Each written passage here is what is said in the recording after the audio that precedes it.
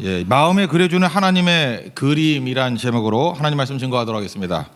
어떤 집에 그 젊은 여자분이 계셨는데 자기 어머니가 하는 행동이 좀 계속 의아했다라는 것입니다. 이렇게 소세지를 구우면은 어머니께서 양쪽에 있는 끝을 오른쪽 자르고 왼쪽 자르고 그리고 항상 굽더라는 거예요. 너무 궁금해가지고 어머니한테 물어봤답니다. 어머니는 왜 그 소세지를 구울 때 양쪽으로 자르고 구우십니까? 그랬더니 어머니도 자기도 잘 모르겠다고. 자기 어머니, 할머니가 그러셔서 그랬다고. 그래서 또 기회가 돼가지고 또 할머니한테 또 물어봤답니다. 할머니는 왜 소세지를 구울 때 이렇게 양쪽을 자르고 구우세요? 그랬더니 할머니가 또 그러더라는 거예요. 나도 우리 어머니가 그 구울 때 이렇게 양쪽 잘라서 그대로 했다고. 그래서 또 증조 할머니가 계셔서 또 가서 물어봤답니다. 그랬더니 프라이팬이 작아가지고 이렇게 잘랐다고. 다 안 돼가지고. 그러니까 지금은 큰 거 있으니까 문제 없잖아요. 근데 그 여자분들이 어머니 따라가면서 계속해서 왜 그런지도 묻지도 아니하고 그냥 이렇게 반복하고 따라갔던 거죠. 저는 신앙생활에서 이런 것이 있다고 생각을 합니다. 어떤 일을 할 때 분명히 이유가 있기 때문에 그렇게 한 거 아닙니까? 근데 이유도 모르고 그냥 맹목적으로 따라가다 보니까 좋은 환경이 됐음에도 불구하고 과거의 것을 답습하는 일들이 있더라는 것입니다. 그래서 우리도 신앙생활을 할 때 왜 이걸 주셨는지, 동기가 무엇인지, 원인이 무엇인지 그런 것들을 이렇게 따라하는 것이 굉장히 중요하다고 생각을 합니다.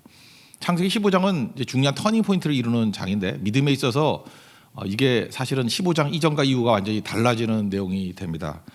이름도 바뀌게 되고 아브라함에서 아브라함으로, 그다음에 놀라운 일들이 벌어지는 어떤 중요 사건이 되는 것이 15장이 된다는 것입니다. 그런데 15장이 올 때까지 아브라함은 어떤 답답함과 두려움이 있었다고 생각을 합니다. 창세기 12장에 보면은 갈대 우르라는 잘 사는 곳에서 하나님의 말씀을 듣고 이제 가나안으로 옮겨오지 않았습니까?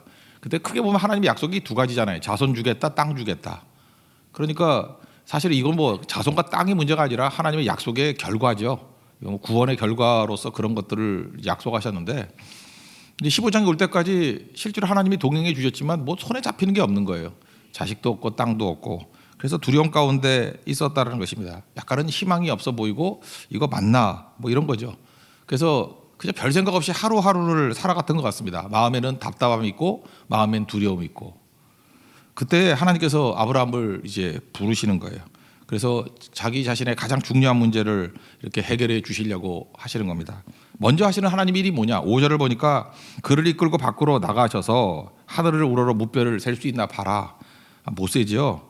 내 자손도 이와 같으리라 라고 하시는 하나님 말씀을 주셨다라는 것입니다. 이게 무슨 얘기예요? 하나님께서 그의 마음 가운데 하나님의 이 말씀을 새겨주신 거예요. 하나님의 그 말씀을 이렇게 프린트해 주신 거라고요.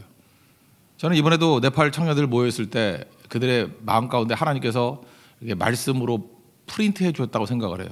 우리 성교단들 같지만 하나님 말씀을 이렇게 가슴속에 프린트해 주셨다고 생각을 합니다. 오늘도 이렇게 저녁에 오신 성도들 하나님 말씀으로 우리 마음속에 이렇게 프린트해 주신 게 있다고요. 팍팍 찍어놓는 하나님의 프린트가 있다라는 것입니다. 그거 붙들고 나아가면 결국 그대로 이루어지게 된다라고 하는 것들을 우리에게 보여주고 있다라는 것입니다. 결국 우리 설교가 뭡니까? 그 프린트 찍어주는 거예요. 하나님의 말씀에 프린트. 그리고 말씀을 이게 들으면 이게 가슴에 하나님 말씀이 그림으로 이렇게 새겨지게 된다라는 것입니다. 그래서 이스라엘 백성들은 사실 이 원리를 알았기 때문에 그런지 모르지만 12살이 되기 전까지 어떤 성경에 나오는 한 가지 이야기를 한 500번 정도 반복해서 들려준다 그러죠. 요셉 이야기를 한 500번 정도, 다니엘 이야기를 한 500번 정도, 모세 이야기를 한 500번 정도. 그러면 나중에는 내가 다니엘인지 내가 다니엘이 난지 이게 구분을 못하는 거예요. 내가 요셉인지 요셉이 난지 구분을 못하는 거예요. 그래서 그 상황 속에서 하나님 말씀이 가슴에 팍 이렇게 그림같이 찍혀진 것들을 가지고 살아가게 된다는 것입니다. 그게 말씀이 이끌어가는 삶이에요. 지금 아브라함에게 처음으로 이렇게 하나님 말씀을 팍 찍어서 이것대로 살아가야 된다라고 하는 것들을 지금 보여주고 있다라는 것입니다. 많은 사람들이 대부분 욕심으로 살아갑니다. 하나님을 섬기긴 섬기되 마음에 하나님의 프린트가 없는 사람들은 자기 생각 또는 자기 욕심 가지고 내가 하나님 편을 들어야지라고 하면서 살아가니까 힘이 들기도 하고 지치기도 하고 방향을 잃기도 한다라는 것입니다. 그래서 1차적인 단계는 뭐냐면 하나님 말씀을 들어야 되는 거예요. 들으면 하나님께서 우리의 마음 가운데 이렇게 프린트로 찍어주시게 된다라는 것입니다. 느헤미야서에도 보면 이런 비슷한 말씀이 나오는데 느헤미야 1장을 보면은 하나님께서 그 소식을 듣게 하죠. 우리 고향 땅 예루살렘이 황폐하게 되고 성문이 불타고 다 무너지게 되었다. 그래서 하나님께서 느헤미야를 이제 보내잖아요. 보내서 느헤미야 2장에 가보면은 둘러보는 얘기가 쭉 나옵니다. 둘러보는 가운데 기도하면서 눈물 가운데 무너진 예루살렘 성을 둘러봤겠죠. 느헤미야 2장 12절에 보면 이런 말씀이 나와요. 예루살렘을 위해 무엇을 할 것인지 내 마음에 주신 것을 내가 아무에게도 말하지 않았다. 하나님께서 돌아보는 가운데 내 마음에 주신 것이 있다는 거예요. 이게 똑같은 얘기입니다. 이게 창세기 15장에 나오는 말씀하고 똑같은 얘기예요. 하나님께서 느헤미야의 마음 가운데 말씀의 프린트를 팍 찍어 주셨다는 거예요. 그래서 그런 그림을 가지고 하나님의 약속의 프린트를 가지고 이제 무너진 성벽을 52일 만에 재건하는 일들이 벌어지게 되더라는 것입니다. 저는 우리 믿음의 선조들 가운데도 그런 것들이 있다고 생각을 해요. 이렇게 각지를 돌아다니면서 특별히 김중고 목사님 같은 분, 이렇게 민족을 놓고 청년을 놓고 기도하는 가운데 말씀의 프린트가 팍 들어가는 거예요. 그 프린트의 내용이 뭔지 아십니까? 그리스도의 계절이 오게 하자예요. 각 민족의 마음 가운데 이게 예수 그리스도가 새겨져서 우리가 봄이라는 계절이 있고 여름이라는 계절이 있고 가을이라는 계절이 있고 겨울이라는 계절이 있잖아요. 이 계절마다 그 우리가 노력하지 아니하는 어떤 그 은혜로서 오는 환경들이 있잖아요. 마찬가지로 그리스도의 계절이 오는 것. 그리스도의 계절이 오면 그 능력이 나타나고 믿음이 생기고 하나님께 돌아오는 일들이 벌어지게 되잖아요. 이번 네팔 갔을 때도 그래요. 13차까지 뭐 열매가 없었다는 얘기는 아닌데 그냥 이렇게 잔잔하게 갔습니다. 다른 선교들은 이렇게 터지는 게 있잖아요. 말레이시아도 어느 순간 이렇게 터졌다, 베트남도 이렇게 터졌다 이렇게 느꼈거든요. 근데 제일 처음부터 시작했던 네팔 선교였는데 이번에 제가 14차 중간쯤에 느낀 게 그거예요. 아, 터졌구나. 제 표현이에요. 터졌어요. 이건 뭐 이 힌두 세계에서 이렇게 올 수가 없는데 우리 코이노냐 교회 같은 데도 사실은 뭐 하루 종일 뛰어봐야 5명 왔거든요. 그래도 알고 보면은 뭐 억지로 끌려온 애들이고 그랬었는데 아예 상종을 하지 않았죠. 근데 제가 뭐 다른 거는 뭐 모르겠지만 뭐 숫자 누가 얘기를 하대. 거기 주일학교 아이들이 30명이었는데 140명이 왔다고. 그러면 아시겠죠 어떤 건지. 하나님께서 이게 터트려 주시더라고요. 거기만 그런 게 아니라 뭐 포카라에서도 마찬가지고 여러 가지 이게 상식에 이렇게 어긋난 상식으로 받아들일 수 없는 일들이 벌어지게 되더라는 것입니다. 그거 왜 그러냐? 어떻게 터트려 줄 때가 있거든요. 근데 그 이전에 우리가 뭘 했냐면 그걸 놓고 하나님께서 마음속에 이렇게 프린트해 주신 것들이 있어요. 그거를 붙들고 계속 하니까 하나님께서 그 그림대로 이루어 주시잖아요. 느헤미야도 마찬가지고 아브라함도 마찬가지입니다. 먼저 하나님께서 하시는 일이 뭐냐면 마음 가운데 말씀의 프린트를 팍 찍어 주신다고요. 그래서 여러분 하나님 말씀을 들을 때 내 마음에 하나님의 프린트가 있는지 없는지 그거를 꼭 확인해야 된다는 것입니다. 그래서 믿음이란 건 뭐냐면 마음속에 프린트가 먼저예요. 그러고 난 다음에 꾸준하게 믿고 나아가면 이루어진다 그런 거죠. 우리 믿음장이라고 얘기하는 히브리서 11장 1절의 내용이 그런 거 아닙니까? 믿음은 바라는 것들의 실상이요. 바라는 게 뭐예요? 손에 잡히지 않는다 그런 거죠. 바라는 거 소망 아니에요? 소망이 다 이루어지는 게 아니잖아요. 세상에서는 바라는 것들이 있다고요. 근데 바라는 것들 뿐인데 이게 하나님께서 주신 프린트를 가지고 바라게 되면은 실상이래요. 실상이 뭐예요? Actually happen. 실제로 이루어진다는 거예요. Actually happen. 그러니까 실제로 실상이라는 거 이게 잡히는 거예요. 그게 믿음이라는 거예요. 믿음. 그리고 보이지 않는 것들은 안 보이니까 뭐 이게 있나 없나 긴가민가 뭐 그러는 거 아닙니까? 보이지 않는 것들. 그러니까 do not see, 안 보이는 거예요. do not see, 안 보이는 거라고. 그런데 뭐라고 얘기합니까? 증거라고, 에비던스라고.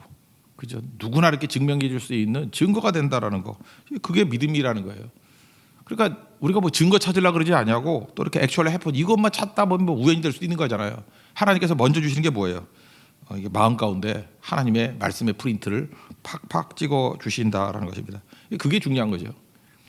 여러분 우리 자녀들 교육이 뭔지 아십니까? 자녀들 뭐 잘 되기를 원한다. 맨날 죽어라 앉아서 기도만 하고 그런다가 애들이 되는 게 아니고요. 이렇게 끌고 나와야 돼요. 성교도 가야 되고 예배도 들고 데리고 나와야 되고 기도도 하게 돼야 되고. 여러분 그 성교 따라다니는 아이들하고 한번 대화를 한번 나눠보셨습니까? 대화 나눠보면 걔네들의 마음속에 말씀이 프린트가 돼 있어요.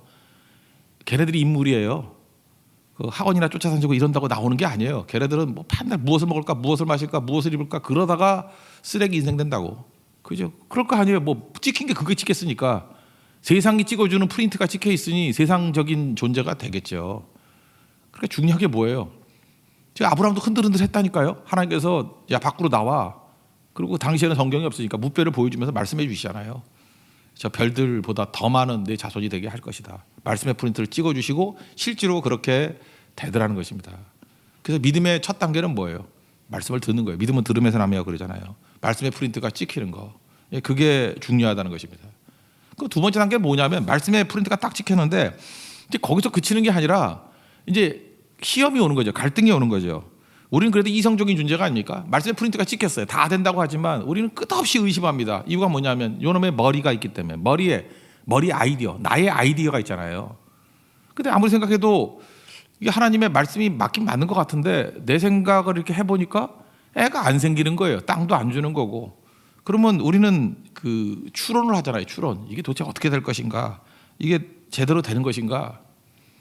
여러분 교만이라는 게 뭔지 아십니까? 교만이라는 것은 원래 그 히브리어 단어 뜻이 부풀리다라는 뜻이 있어요. 부풀리다.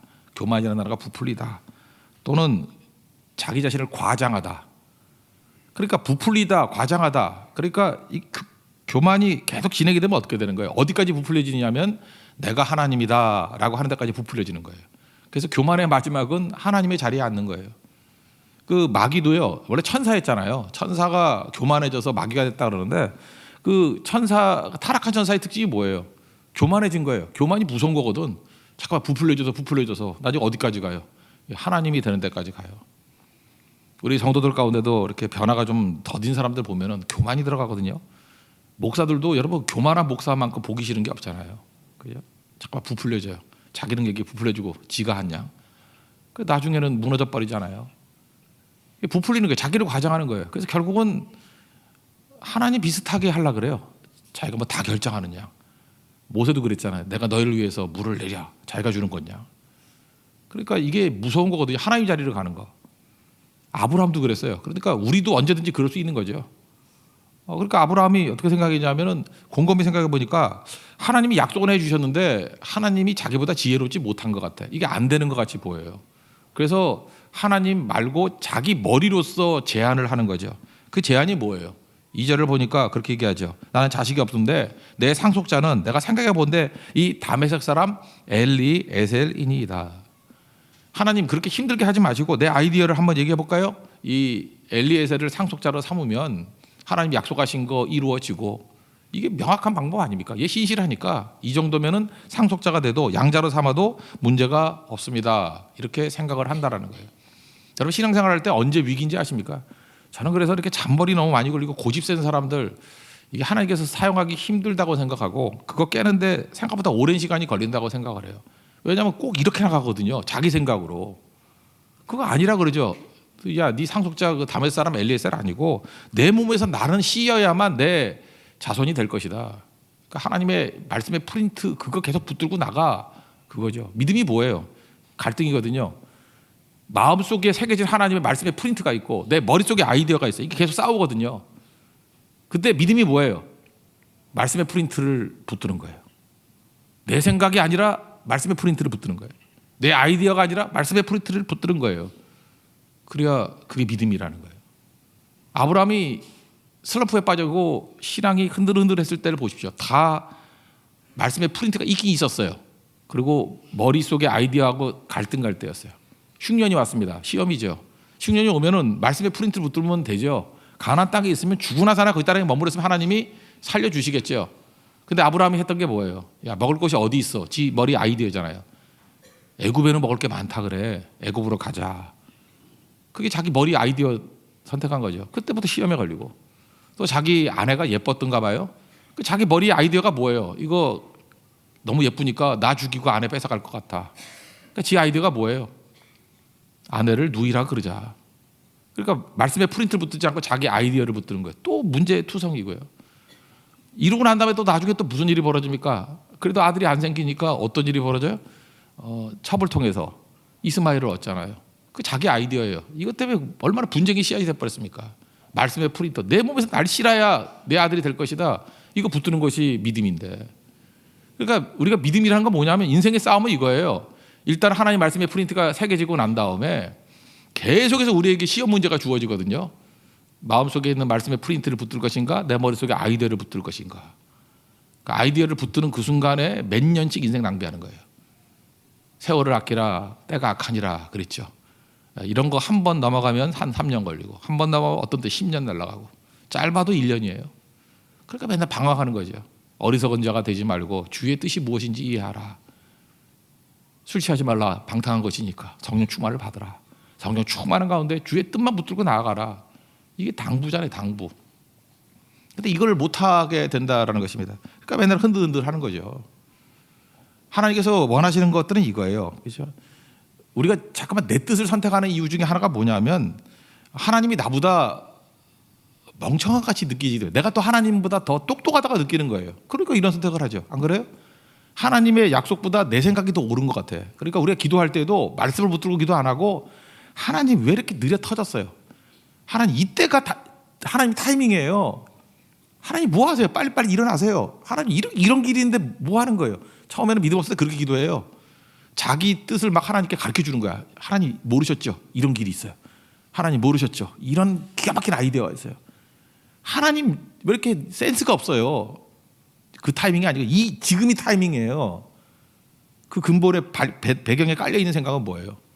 내가 하나님보다 더 똑똑하다는 거예요. 그걸 뭐라 그러죠? 교만, 부풀려지는 거고 자기를 과장하는 거고. 그래서 출애굽기 14장에 보면은 그 홍해 가를 때 하나님께서 하시는 말씀이 뭐예요? 13장 뭐 14절 뭐 13절 14절 그 너는 가만히 있으라고, 두려워하지 말고 가만히 있어서 하나님께서 오늘 너희를 위하여 행하시는 구원을 보라. 이거 뭐예요? 이게 놀고 먹으라 그런 뜻이 아니라 네 생각은 꽝이야. 내 생각이 맞는 거야.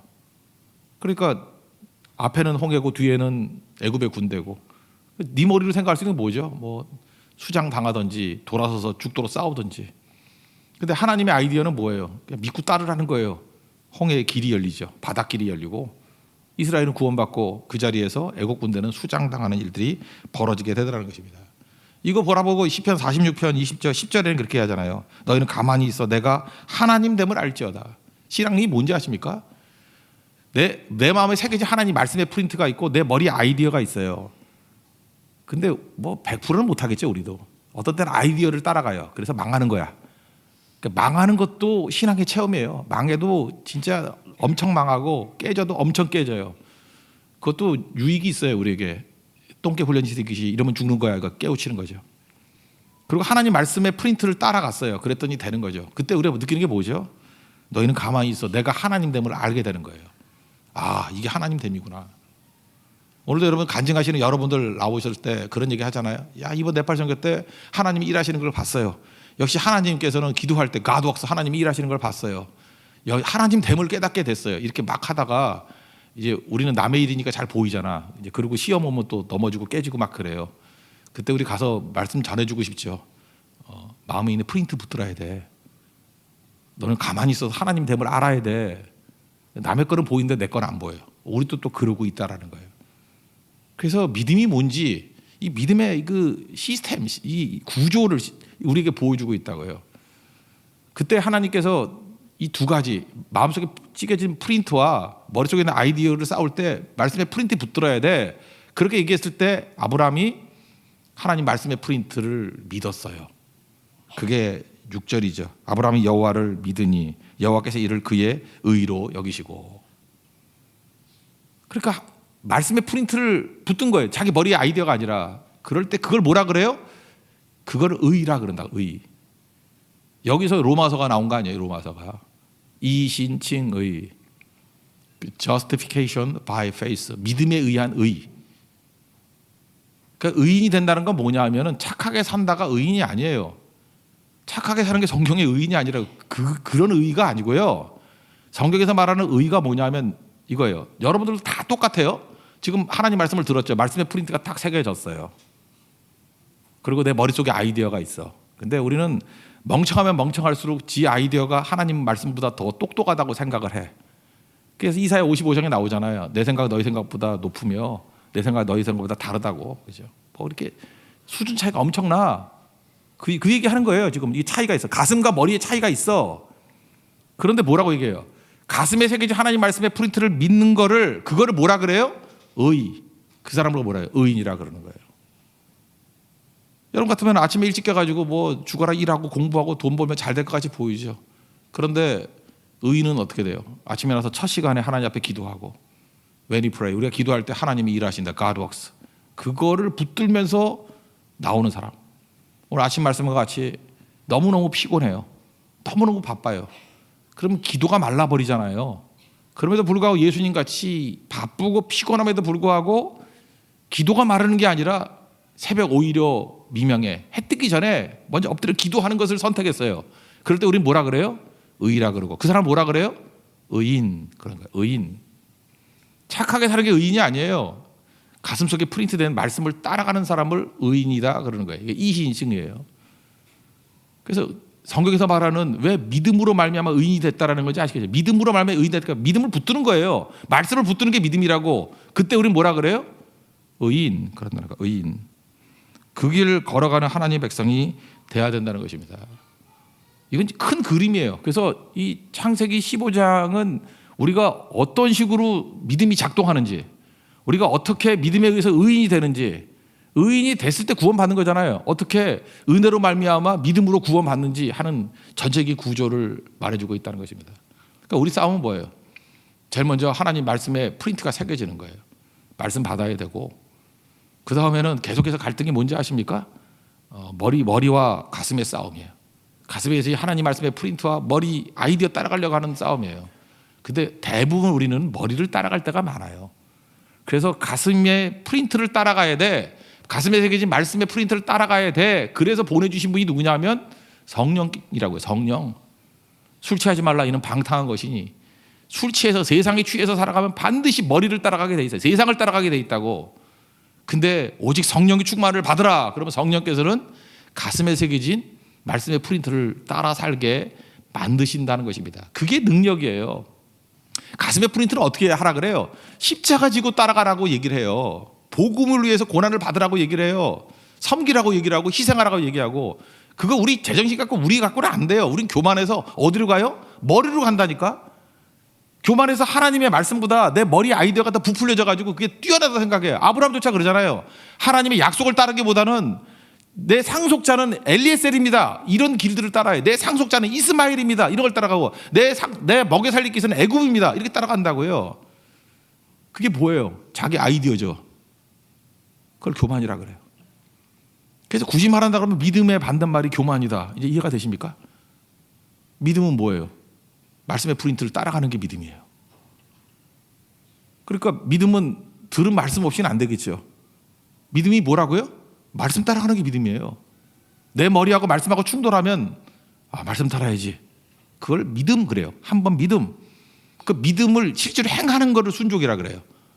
요 행위 자체를 믿음이라 그러고 이걸 진짜 했지요. 그러면 믿음의 순종이에요. 순종. 그럼 어떤 일이 벌어지냐면 의가 작동하는 거예요. 의가 생기는 거예요. 의. 그걸 계속해서 누적하는 사람을 뭐라 그래요? 의인. 그래. 의인. The righteousness. 의인 그래. 의인. 그 사람이 구원받는다는 거예요. 의인은 바로 거기에 있습니다. 그럼 우리 모든 성도들 하나님 말씀을 가슴에 새겨놓고 들어야 돼요. 여러분 자녀들 키울 때나 우리 가족들 구원받을 때 말씀 듣지 않고는 절대 구원 없습니다. 왜냐하면 말씀에 그림이 없는데 무슨 프린트가 없는데 무슨 구원이 있어요. 그냥 기껏해야 윤리 붙들고 살아가는 거죠. 그건 소망이 없는 거예요. 그거는 하나님 백성이 아닌 거예요. 하나님 백성의 특징이 뭐라고요? 내가 말씀을 맡겼습니다. 말씀을 주셨습니다. 그래서 계속 말씀을 주셨다는 걸 강조하잖아요. 그리고 출애굽기 보면 왜 하나님 백성이 된 거예요? 말씀 주신 백성이니까. 가슴에 프린트를 주신 거니까. 근데 문제는 뭐예요? 그거 지키겠다고 난리친 거죠. 지키는 게 아니고 사실은 그걸 믿는 건데, 그죠? 그거를 자기 머릿속에 있는 것이 아니라 이 말씀을 믿는 건데, 그게 의라는 거예요. 의. 의인 될 때 하나님 앞에서 구원이 임하게 된다는 것입니다.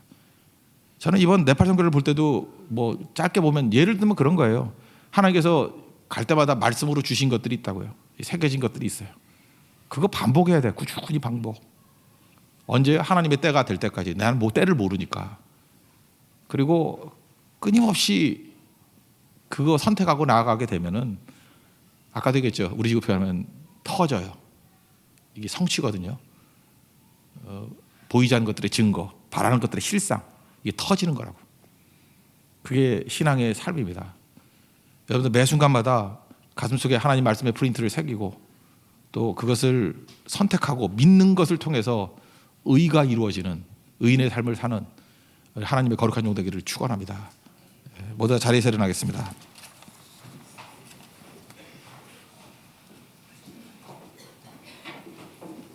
십자가 그 사랑 찬양하겠습니다.